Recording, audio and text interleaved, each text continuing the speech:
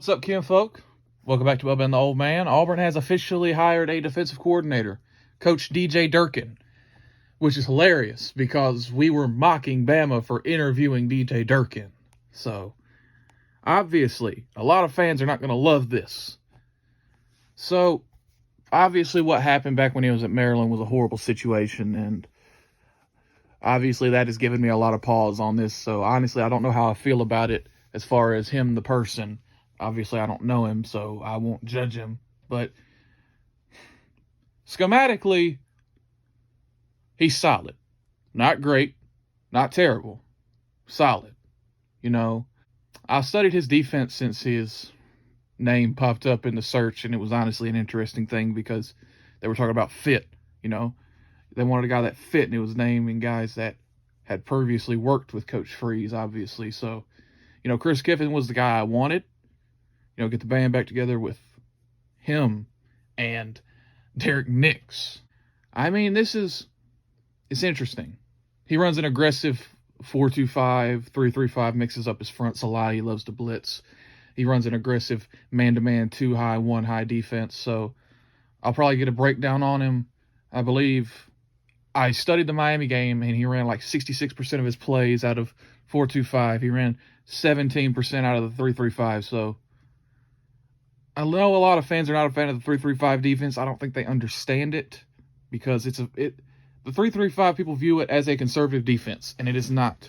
It's actually a very aggressive defense when ran properly, and he knows how to run it. You got to be aggressive with it.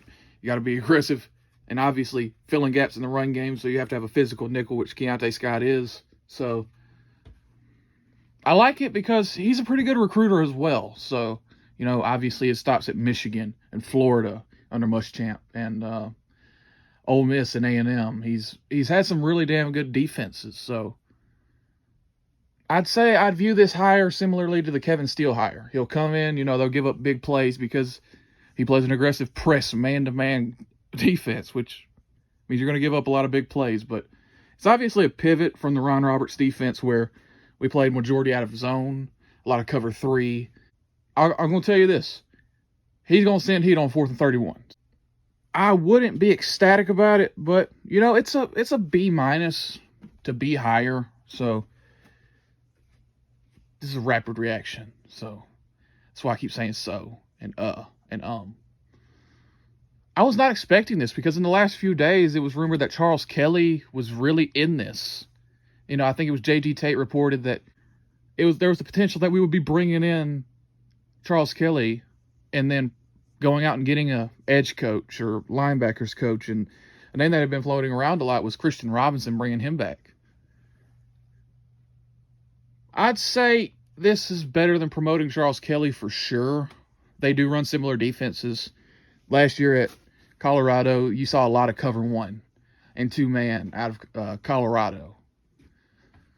I think it meshes really well because Wesley McGriff also runs a similar scheme to that. Man. I'm not going to get myself too psyched up about it. But it's solid, man. This guy has a lot of SEC experience working at 3 previous SEC schools and having multiple really good defenses at all of his schools except Ole Miss, which it's hard to have a good defense at Ole Miss, which is why I have a high level of respect for Pete Golding and what he did last year, because that was phenomenal work by him. So for all you old heads out there that may be pausing on this hire, just know this man runs an aggressive press man-to-man scheme, and I saw a lot of you guys bitching about not running enough man last year. But hey, this guy looks like a douche.